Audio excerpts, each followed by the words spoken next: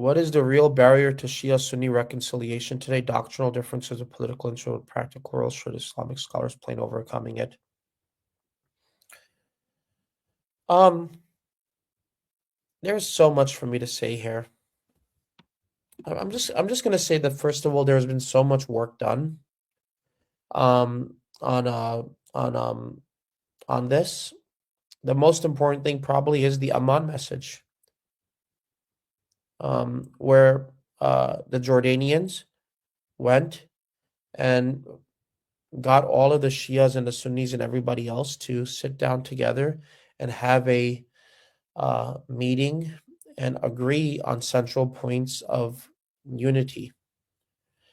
Um, Doctrinal differences or political interests.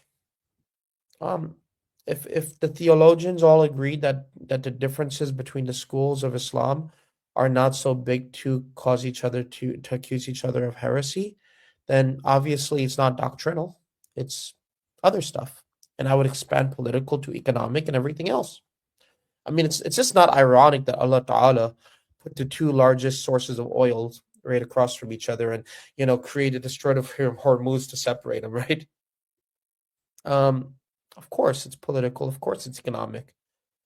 Um, what I think I'll say to this, which is probably not something I want to say, but coming from a Pakistani background after the migration, and we all know how much death has occurred in the world of South Asia, Pakistan especially, between the Sunnis and the Shias. It's a great travesty. Pakistan was founded by a Shia Muslim. Its greatest political leader, Zulfikar Ali Bhutto, Shahid, was a Shia. Benazir Bhutto, Shahid was also a Shia, and it goes on and on. All these people never played the Shia Sunni cards, but yet Pakistan is one of the great hotbeds of Shia Sunni issues. And the reason why that's happening is because of the fact that, there are extremists who are, using their political and economic powers to do things that they should not be doing.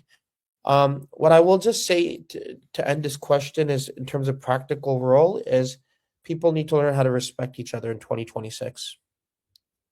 It's as simple as that.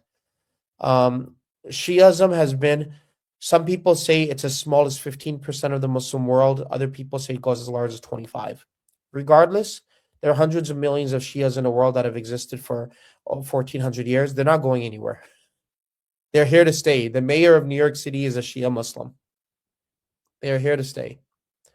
And the Sunnis are obviously not going anywhere. So we need to stop allowing outside authorities and outside people to create fitna within ourselves.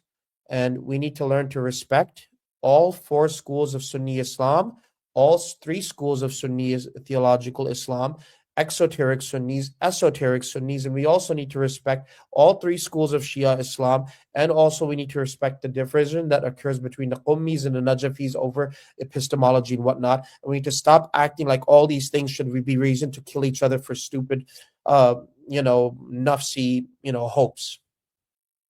It's as simple as that, because there's been just as many fights between the Hanafis and the Shafis as there have been between the Shias and the Sunnis, if not sometimes even worse, depending on the day.